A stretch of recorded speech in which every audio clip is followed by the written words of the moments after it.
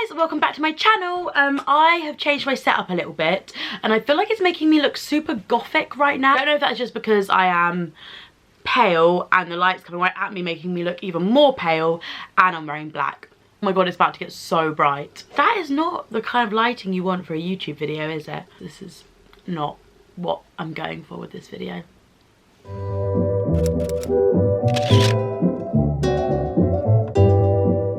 Okay, that should be slightly better, but I mean, I'm kind of marginally unsure because I did just look directly at the sun and my vision is a little bit like speckly right now. I can't even describe it. Why the fuck did I look directly at the sun? What was I thinking? The reason you clicked on this video is because I am off to travel, well, backpack Southeast Asia in a week's time now, which is like unreal. When you're watching this video, will already be there, and my next video will be something to do with my trip, which is completely insane. I feel like I booked this 2 seconds ago. Well, I mean, I didn't really book it that long ago, but I really feel like I booked it 2 seconds ago and it's come around really, really fast, which is really, really exciting. I'm super, super excited. And I'm just going to give you a little background on the trip we're doing, and then I'm going to tell you what we've got planned so far and like how much money we've saved and all the kind of stuff I would want to know before I did a trip like this, which I assume if you're clicking on this video is something you're interested in doing too. So we are going to be backpacking around Southeast Asia, so we want to backpack Thailand, Indonesia, Vietnam and possibly the Philippines. We've got kind of a trip time of about 3 to 4 months, and we are planning on spending about £1,000 a month in each place, and we've saved a little bit over that, but we think we're going to try and limit it to about, yeah, £1,000 a month, which I feel like is realistic. So yeah. So what we've got booked, I have written down a little itinerary of what I want to talk about in this video, and I wanted to start with what we've booked before leaving, because I feel like that's quite important. So obviously we've booked our flight into Thailand. We are flying into Phuket in southern Thailand, which is somewhere I have been before, so it's kind of comfortable. I know what I'm doing. I know the island a little bit. So yeah, I've been there before. We are flying to Phuket via Singapore, so we've got a layover in Singapore for about 2 hours. The airport looks incredible, so I'm actually really excited to explore Singapore airport, and I feel like that is going to be my first travel video, is like what to do on a layover in Singapore airport, because the airport looks really exciting. I know that sounds crazy. Airports are pretty much all the same all over the world, but it looks like a really insane airport. And I think we are going to hit up Singapore on the way back, but on the way there we just wanted to get to Thailand. So yeah, we've got, I think it's like an 11-hour flight, 2-hour layover, then a 2-hour flight from Singapore to Phuket. I think it's more than that, maybe 4 hours. Anyway, we arrive at Phuket quite early in the morning. And we have also booked a shuttle bus to pick us up from Phuket airport and take us to our first hostel, which we booked 3 nights in. So we booked 3 nights in a hospital. I hope not. We booked 3 nights in a hostel in Phuket. It's somewhere in between like Patong Beach and Kata Beach, so it's kind of like at the back of like the party tourist area, but still really touristy. So I feel like we'll get there and it'll be very much like we're just on a kind of Brits abroad tourist holiday to start with.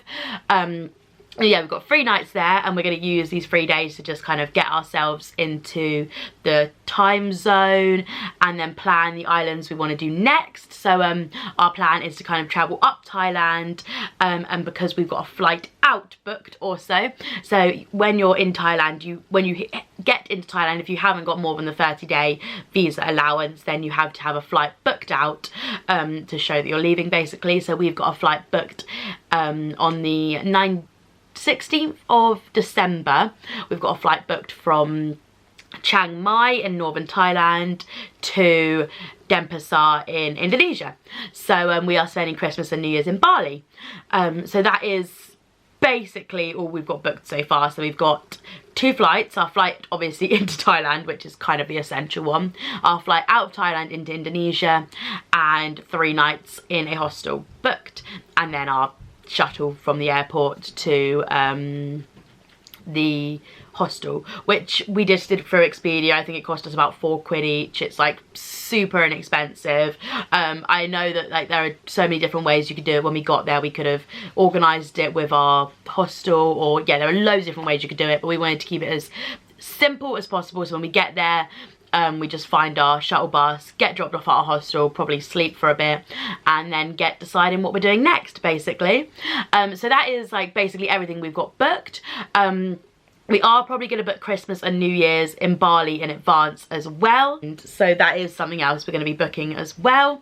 And that is everything we're going to have booked. The rest is going to be just as and when we are ready to leave places. We're going to just sort of decide and go with the flow.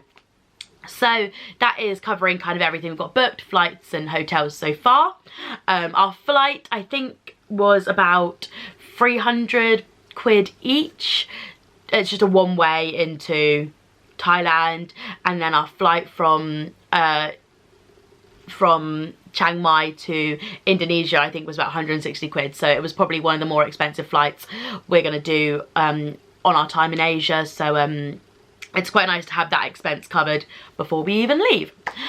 So yeah, the next thing I'm going to talk about, that was money, and I feel like I've covered that a little bit, but yeah, we've kind of budgeted at needing about £1,000 each. There's 2 of us going, needing about £1,000 each for each month we're there. So we've budgeted and we've saved just a little bit over what we need for that. So I guess some money in case something goes wrong and stuff. Obviously another top tip is bring a credit card with you. I've booked all our flights through my credit card. Not only do you get rewards if you've got the right credit card, but you get special cover and stuff if you book with a credit card. And then a lot of like, so we are staying both hostels and hotels. If you stay in kind of some of the more luxury hotels, they will ask for a credit card as a deposit for your room. So it's just really good to have that while you're out there as well. So we've got our savings. We've also, with that, we've got our money in lots of different places. So I've got my money split over 2 bank accounts, and then I've got my Revolut card as well. So my money's split over 2 bank accounts just in case I lose one of my cards. I'll lose my phone and can't transfer money in between them. And then I've got my Revolut card, which is the card I'm going to use to take out money, or if I'm paying anything by card whilst I'm away, I'm going to use my Revolut card to pay for that, because you get better conversion rates using either a Revolut or a Monzo card. I've gone for Revolut because that's just what I have already, but you can use Monzo as well. I know it definitely works in Vietnam and Thailand. I haven't actually checked Indonesia, but I imagine with how popular going to places like Bali I would imagine you can use a Revolut or Monzo card in Indonesia as well. So yeah, that's my top tips with what we've done with money. In terms of how I saved for this trip, because I know that is a question that seems to fly around as well, I actually moved back home with my mum. I live in London, and there's no way living and working in London I could have afforded to save for this trip any other way than not paying rent. And it's also really great because that means when I go away, I don't have any rent to cover back home. I don't have to worry about somebody subletting my room or anything like that. I've come back home. I can come back here when I'm back and unemployed and worry about getting a new job when I get back from the sanctuary of living at home, which I know is not a luxury that everybody has, because I'm so lucky that I'm from London and that my family home is in London. And I know that's not a luxury everyone has, but it was a way that I was able to save, and that's how I did it. So I don't have any kind of top tips for doing it any other way. Another thing about living at home is your mum brings you coffees. I hope that wasn't while you're filming YouTube videos. I hope that's not being in. It is in. I'm not in it, am I? You're not in it, no. Good. Is a coffee I bought in Mexico. It's almost festive. You can really taste the chocolate. It's really good. I got it in my this is a French hotel in Mexico that we went and had lunch at. If you haven't seen my Mexico videos, I'll link them down below. And this is the mug from that hotel as well. Anyway, let me get back into this video. So another thing we've obviously planned before we go is travel insurance. I actually haven't finalised which travel insurance I'm going to go with yet, but I've just been looking on comparethemarket.com, and obviously because I have existing health conditions, a lot of travel insurances won't even bother covering me, and it does make my travel insurance slightly more expensive. But I read an article by, I think it's Beth Sandland. Her travel content is amazing. I'm gonna leave her link down below because her content is amazing and she's so informative. Just a really, really great travel blogger and Instagrammer. And she recommended, I think it's called Cover For You, she recommended, and we tried to do it through them. I think Emily is going to do it through them because it's really affordable, but they won't cover pre-existing health conditions, which is a bit frustrating, so I can't do it through them, but I will find someone else to do it through. But she, going back to Beth Sandland, the quote she had on that post was, if you can't afford or aren't willing to pay for your travel insurance, you can't afford to travel. So backpacker travel insurance can cost anywhere between kind of £100 and £300. That's purely because normal cheaper travel insurance covers one trip out of the UK, whereas backpack insurance, you'll only cover your first trip out of the UK and only usually covers up to 30 days worth of travel. So you could do 30 days in each country, but normal travel insurance will only cover if you're flying out of the UK. So you need to get backpacker insurance, which covers you kind of traveling around, and with the £80 to £300, that's kind of the budget I've been like seeing everywhere, and that excludes if you're traveling to the US, Canada or Mexico, I think it was. If you're traveling to any of those places, then it does get slightly more expensive, but we are just doing Southeast Asia, so that's the budget for Southeast Asia. I am thinking maybe going to America on my way back, but I might fly home to the UK and then out again, or do it a different way basically, or just get travel insurance in a different way basically.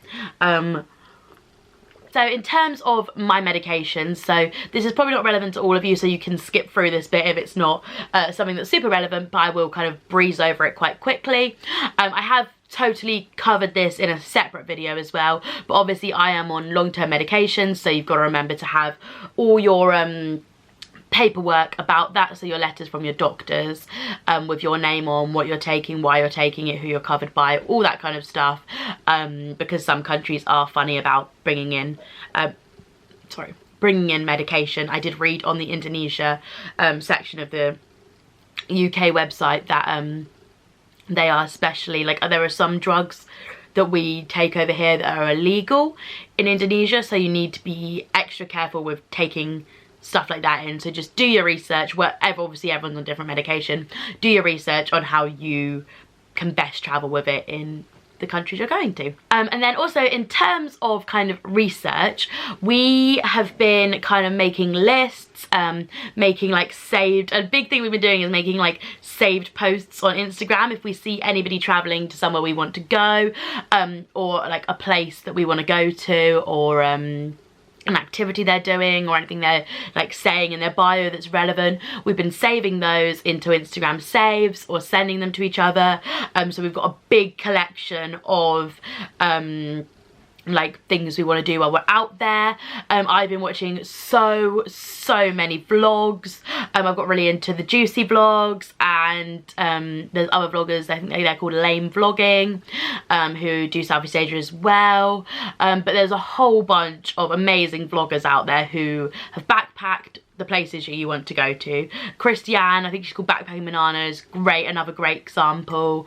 There are so many vloggers who have already done the trip you're going to do, and probably documented all the ins and outs, goods and bads of it, and I find them so useful to watch and get inspiration from, and also get any kind of facts that I maybe wouldn't be able to find in a Lonely Planet guide. And I just type in like Thailand backpacking, Vietnam backpacking trip into YouTube, and then filter on like when it was uploaded, because one from 5 years ago, I would still watch it for tips, but it might not be as relevant to one that was maybe filmed 3 months ago. So that is something I watch a lot, and I feel like when I make my content, I want it to be kind of really informative as well. Like, I'm obviously going to show you guys what I'm up to and how much fun I'm having, but I want it to be really informative, because I feel like it's all very well and good showing you what I'm up to and how much fun I'm having, but I want to give you like valuable information of, if you'd want to do the same as we're doing, how have we done it, like how have we afforded it, like who have we gone with, if we've got a bus or a train or something. I just want to make it as easy for you guys to recreate, basically. So yeah, we've done like quite a bit of research on what we want to do. We haven't booked any of it, but we know that there's some things along the way that we want to tick off. So we just are going to plan as and when they fit into our schedules, and as and when we're in the countries. We're not going to kind of book anything in advance. We are being gifted like certain things along the way. So we've got like a food tour when we get to Thailand, in Bangkok, through a company called We Are Locals. In Vietnam, we've got a cruise around Ha Long Bay, but I've spoken to these companies and like none of it's booked yet, so they've all kept it very open for us, so we can just get in touch as and when we decide we want to be booking it, which is unreal. I'm so unbelievably grateful that I'm in a position that people want to work with me, and we can get discounts or free travel stuff as we go. Yeah, super grateful, and I can't wait to make content about it all as well, and I will obviously disclose when something has been gifted to us. So my next point, I'm gonna grab my phone. I might just do a little like clip to what I'm talking about on the side of this, but basically I'm going to talk about the apps I've downloaded so far, and I know there will be more as I go, but so far I have downloaded Hostelworld, Booking.com as our big ones that we're going to use for booking our hostels and our hotels. And the great thing about both of these apps, actually, I'm actually loving Hostelworld a lot, is it's got all the reviews of the hotels, and you can favourite things and save them to like little save folders. So I've got like a Thailand and Indonesia and a Vietnam folder within my Hostelworld app. So we've saved hostels and hotels we want to stay at along the way. Also, like for example, if I watch a video and I notice they're staying in a really great hotel or hostel, then I get straight on the app and remember to save it and check it's free for our dates, how much it is. And it's just, yeah, I think a great way to kind of do all our hostel and hotel bookings, and it's just so easy to use, super convenient. Hostelworld and Booking.com, if you want to work with me so I can have a little link down below, let me know. But yeah, so they are, yeah, great tools for while we're away. I've also downloaded the Grab app. So this is like Uber in Southeast Asia, basically. I think when I watch videos, I notice that a lot of people are using it a lot. So I've downloaded that because I assume it's something we're going to use loads while we're away.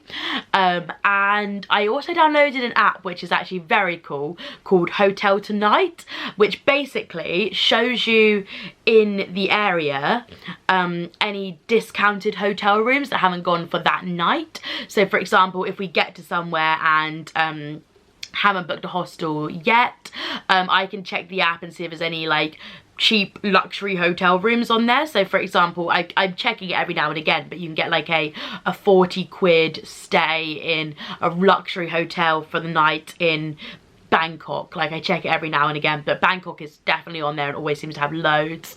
Phuket's on there. Like you can use this app anywhere in the world though, like it's an awesome app. And that would be nice if we just fancy like one night luxury stay.